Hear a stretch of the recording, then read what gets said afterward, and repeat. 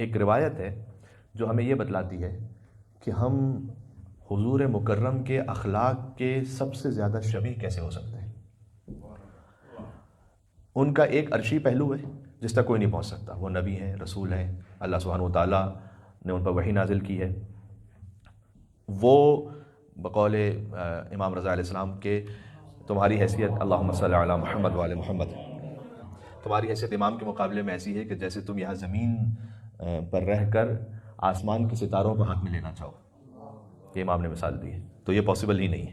ایک ان کا وہ عرشی پہلو ہے، ایک ان کا وہ نوری پہلو ہے، لیکن حضور کے لیے اللہ نے قرآن میں یہ بھی کہا ہے کہ لقد کان لکم فی رسول اللہ اسوۃ حسنہ، تمہارے لیے رسول کی زندگی میں بہترین اسوہ حسنہ ہے۔ تو اگر کچھ بھی حاصل نہیں ہو سکتا تو پھر یہ کیوں کہا؟ اس کا مطلب ہے کہ کچھ وہ ہے کہ جو ہمیں اپنی زندگی میں اپلائی کرنا ہے۔ تو یہ دو رخ ہیں اور ہمیشہ ان دو رخوں سے بات ہونی چاہیے۔ وہ جو ان کا نورانی پہلو ہے وہ بھی قرآن اور احادیث کی روشنی میں بات ہونی چاہیے، وہ فضائل ہے تاکہ ہماری معرفت اس میں بڑھے، اور ایک اس کا وہ پریکٹیکل پہلو ہے کہ جو ہم اور آپ کے لیے ہے، اور کہا کہ تم انہی فٹ سٹیپس پہ چلو۔ حضور مکرم نے بیان فرمایا ہے صلی اللہ علیہ وآلہ وسلم، حدیث میں آپ کی خدمت میں پیش کرتا ہوں۔ حضور نے فرمایا کہ الا اخبرکم باشبہکم بی، کیا میں تمہیں خبر دوں کہ تم میں سے کون ہے جو مجھ سے شبیہ ترین ہے۔ بہت بڑی بات ہے یہ۔ ہم شہزادہ علی اکبر کے فضائل میں زبان ہے ابا عبداللہ علیہ السلام یہ پڑھتے ہیں کہ پروردگار تو گواہ رہنا کہ اب وہ جا رہا ہے کہ اللہم اشہد علی ہؤلاء القوم قد برز الیہ غلام اشبہ الناس خلقا وخلقا ومنطقا برسولہ۔ تو ہم تو حضرت علی اکبر کے فضائل میں اور ان کے مصائب میں پڑھتے ہی ہیں، ہم تو ماں کی گود سے ہی سنتے آئے ہیں کہ پروردگار اب وہ جا رہا ہے کہ جو خلق میں، خلق میں اور گفتار میں تیرے نبی کے مشابہ۔ اب اس میں سے دو ہمارے لیے پاسبل نہیں ہے۔ تین باتیں اب عبداللہ صلی اللہ علیہ وسلم نے بیان فرمائی تھی۔ ایک یہ کہ ان کا چہرہ، وہ ظاہر نواز رسول ہے تو ان کا چہرہ سب سے زیادہ رسول اللہ صلی اللہ علیہ وسلم سے مشابہ تھا، وعلیکم السلام۔ حتیٰ یہ کہ روایات میں آیا ہے کہ خود ابا عبداللہ الحسین سے بھی زیادہ شبیہ تر حضرت علی اکبر تھے رسول اللہ سے، تو وہ ان کا خاص مقام ہے۔ اسی طرح ان کی گفتار بالکل رسول اللہ جیسی تھی۔ یہ نہ ہم نے رسول اللہ کی گفتار ابھی سنی ہے، نہ ہمارے لیے ایسا ممکن ہے کہ ہماری گفتار رسول اللہ کی گفتار جیسی شبیہ ہو جائے۔ لیکن ایک چیز ہماری استطاعت میں شاید ہے، اور وہ ہے رسول اللہ کا اخلاق جتنا ہمارے لیے ممکن ہے پہنچنا۔ اور وہ جو ہمارے لیے پہنچنا ممکن ہے وہ حضور نے دو روایتیں، اب اس طرح کی دو روایتیں، ایک میں 5 صفات کو بیان کیا، ایک میں 8 صفات کو بیان کیا، کہ اگر تم ان 8 صفات کو اپنا لو تو تم مجھ سے شبیہ ترین ہو جاؤ گے۔ میں آپ کے سامنے پیش کر دیتا ہوں تاکہ ہم اس جمعے کے دن کی برکت سے اپنے آپ کو قریب ترین کر سکیں حضور مکرم صلی اللہ علیہ وآلہ وسلم۔ صلی اللہ علیہ محمد وعلی محمد۔ روایت بھی کتاب الکافی میں، یہ جو 8 صفات والی روایت کتاب الکافی میں ہے، اور ایک روایت کتاب من لا یعذر الفقیہ میں، یعنی دونوں کتابیں بڑی اہم، بڑی مستند ہیں مذہب تشیع میں۔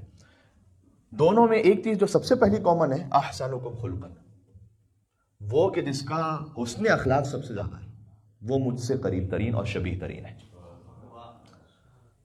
بہت بار حضور نے اس بات کی تاکید فرمائی ہے، لا تعداد احادیث ہیں اس پر۔ دوسری صفت بیان کی گئی کہ اپنے عہد کو پورا کرو تم تو تم مجھ سے سب سے زیادہ شبیہ ہو۔ عہد کو پورا کرو۔ علیکم السلام۔ اچھا، عہد کو پورا کرنے کا معاملہ کیا ہے؟ ہم فقط ایک دوسرے سے عہد کی بات نہیں ہے، سب سے پہلے تو ہمارا اللہ سبحانہ و تعالیٰ سے عہد ہے۔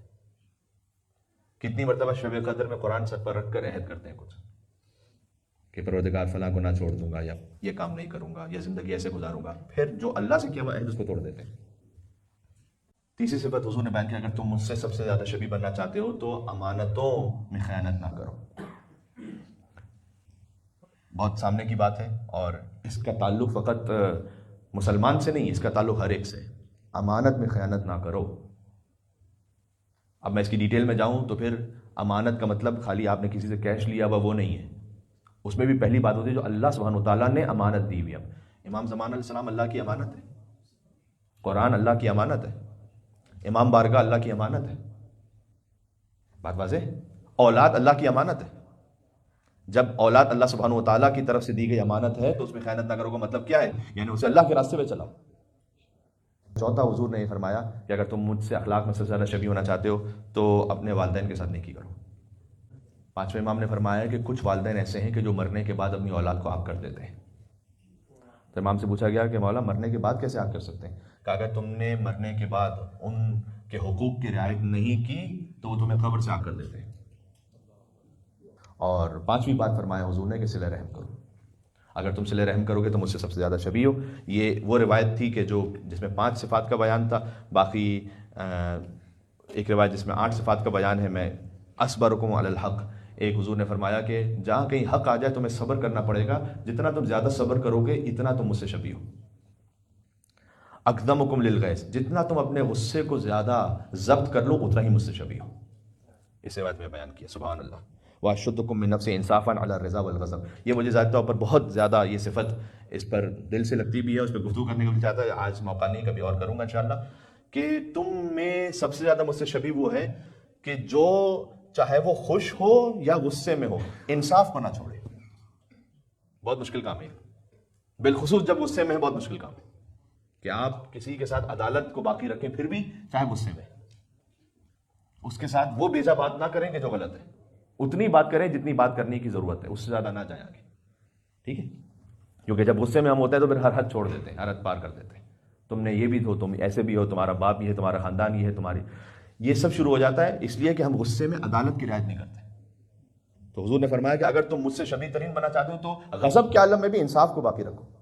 تو یہ جو صفات ساری بیان کی گئیں، اگر ہم ان صفات سے قریب ہو جائیں تو ہم رسول اللہ سے قریب نہیں ہو رہے فقط، در حقیقت اپنے زمانے کی حجت سے قریب ہو رہے ہیں، کیونکہ وہ بالکل سیم ٹو سیم ان کا تبلیغ کا طریقہ وہی ہے کہ جو امام زمانہ علیہ السلام کا، جیسے کہ رسول اللہ صلی اللہ علیہ وسلم کا ہے۔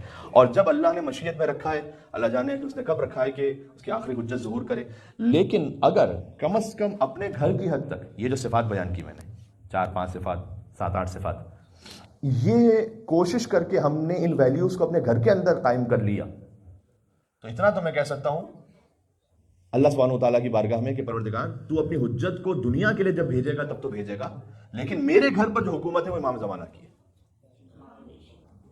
اس لیے کہ وہ دنیا میں کیا کریں گے، یہی کام کریں گے نا۔ تو اگر میں نے اپنے گھر میں وہ کام کر لیا تو کم از کم میرے اپنے گھر میں تو امام زمانہ کی حکومت قائم ہو گئی۔